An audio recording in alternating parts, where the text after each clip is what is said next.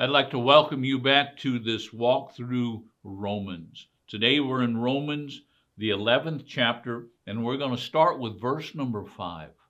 You know, sometimes we feel like Elijah did, and we talked about this yesterday, that we're the only ones experiencing trouble or problems. But you know what? God knows everything. And God now has spoken to Elijah out of the 19th chapter of the book of 1 Kings. And he says, Elijah, you're not the only one. I have got a remnant. I have got a people inside the people of Israel. And we pick up now in verse number 5, where the Apostle Paul says this, and in the same way then, there has also come to be at the present time a remnant according to God's gracious choice. What's the Apostle Paul saying? The Apostle Paul saying there's a remnant right now. At this present time in Israel, God has his people still in Israel. There's a remnant of people in the nation of Israel. Now, again, I remind you that the Apostle Paul is writing to the Roman church. And in the Roman church, there were Israelites or Jewish people, and there were Gentiles.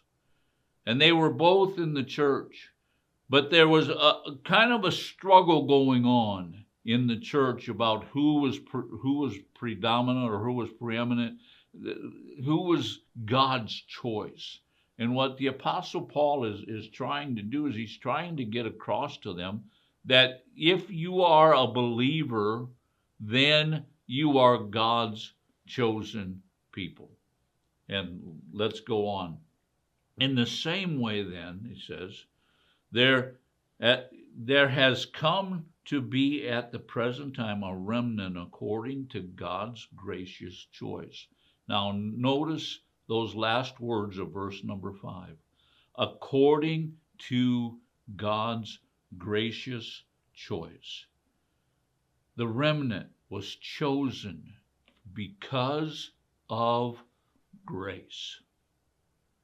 We need to keep that in mind.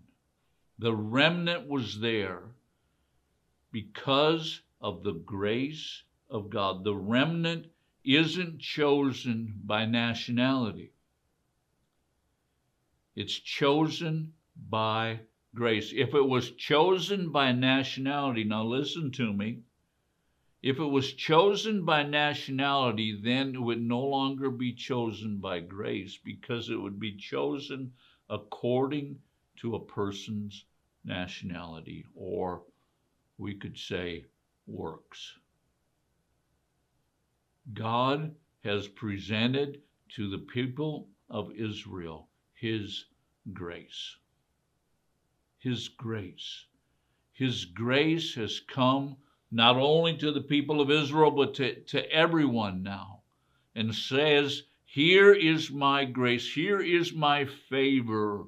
I want to give it to you. And again, very quickly, how do we receive the grace of God? We do it by faith. Now, going on to verse number 6. But if it is by grace, it is no longer based on works. If you're saved by grace, if you come into this place of being God's chosen, God's family, you didn't get there by being good. You didn't get there because God picked and chose one person over another. No, you got there by the grace of God. But if it is by grace, it is no longer based on works. You understand that? That's something that's very, very important for us to understand. Otherwise, grace is no longer grace. If your salvation is based on what you do, then you know what? Then you're not saved by grace. Do you understand? Our salvation is based upon the grace of God given to every man. And that includes this remnant of Israel. Verse number 7. What then? What Israel is seeing, it has not been obtained, but those who were chosen obtained it, and the rest are hardened, just as it is written, God gave them the spirit of stupor, eyes to not see and ears to not hear, and down to this very day. What's the Apostle Paul talking about now? He's talking about that he says what Israel is seeking, it has not obtained. How many of you know there are religious people that are constantly seeking to be right with God? I believe every person on the planet of earth is seeking to have a right relationship with God. But you know what?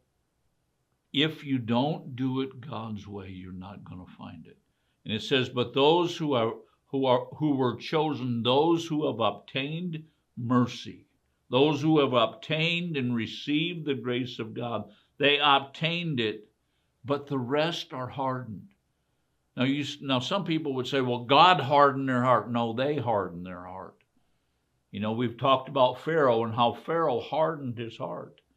Well, God gave them over to what they wanted.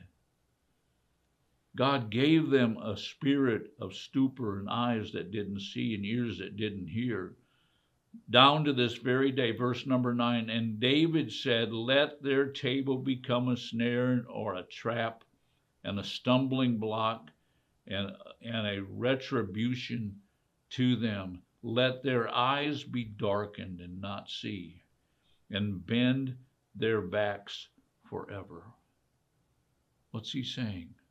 He's saying that people who chose to not receive the grace of God, they have hardened their hearts. Let me just say this as we bring this podcast to a close today. I believe that it's extremely dangerous for people to say no to the grace of God. They become harder and harder and harder and harder to the gospel. So I say to you today, if you haven't surrendered your life to the Lord Jesus, you haven't received the forgiveness of sins offered to you by his grace, that you do it today. You just say, Jesus, be the Lord of my life. Forgive me of my sin. Don't harden your heart any longer. Thanks for listening today. God bless you. Join us again tomorrow as we continue our walk through the book of Romans.